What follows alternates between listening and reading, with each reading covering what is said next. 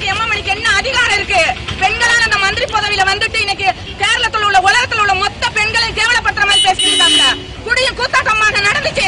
பொம்பளை உரிமையில போனதுக்கும் கூலிக்க வேண்டி வந்தவங்க நாங்க. சும்மா விட மாட்டோம் எம்எம்எனிய. இந்த டவுன்ல நாங்க பப்ளிக்ல உட்காருவோம். எங்க கால்ல வந்து மன்னிப்பு கேட்டு விழுந்த மன்னிப்பு கேட்காம எம்எம்எனிய விட மாட்டோம். எம்எம்எனி வந்து நேத்து நாங்க பப்ளிக் மீட்டிங் போட்டிருக்கோம். இவங்களே சேர்ந்து சிஏ வந்து எம்எம்எனியோட ஆளு.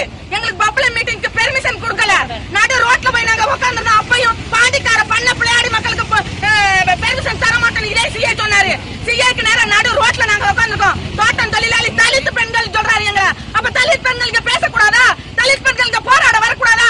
இதெல்லாம் பாத்துக்கிட்டு இருக்க ஒவ்வொரு பெண்களோட ரத்தமும் கொதிச்சு இந்த மூணாருக்கு எங்களுக்கு சப்போர்ட்டா வரணும். எம்எம்எனி ராஜி வைக்காம நாங்க விட மாட்டோம். இது மட்டும் இல்ல, என்ன காரணத்தினால நீங்க என்னத்த கண்ணை கொண்டு பார்த்த? இந்த பொம்பளைங்க நடுரோட்ல உட்கார்ந்து பொம்பளைங்களை என்னத்த நீ கண்ணை கொண்டு பார்த்த? நீ பாட்டியை வளர்க்க வந்தியா? பெண்ணுங்களை கேவலப்படுத்த வந்தியா? உன்னால பாட்டிக்கு அவமானம். நீ பாட்டியில இருக்க கூடாது, உன் பதவியில இருக்க கூடாது. உன் பாட்டி நீ எல்லாம் ஒரு ஆளு.